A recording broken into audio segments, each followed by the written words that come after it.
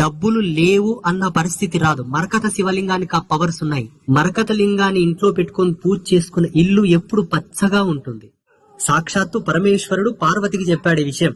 యజమాని బొటనవేలు ఏ సైజు ఎంత పొడవు ఉంటుందో అంతే పొడవు శివలింగం తెచ్చుకోవాలి.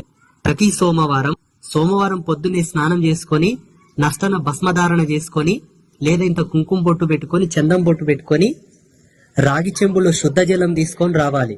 ఆ నీళ్లు తెచ్చి దాంట్లో ఇంత భస్మం కలిపి మీ ఇంట్లో ఉన్న ఆ మరకత లింగానికి చక్కగా ఓం నమ శివాయ, ఓం నమ శివాయ, ఓం నమ శివాయ అని శివమంత్రమును చెబుతూ ఆ నీళ్లతో అభిషేకం చేసి అంత భస్మం రాసి బొట్టు పెట్టి దండం పెట్టుకోండి.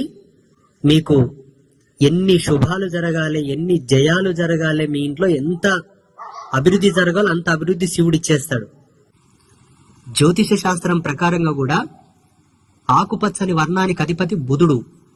ఏ విధంగా చూసుకున్నా మరకత శివలింగం గృహస్థులకు శ్రేష్టం శ్రేష్టం శ్రేష్టం.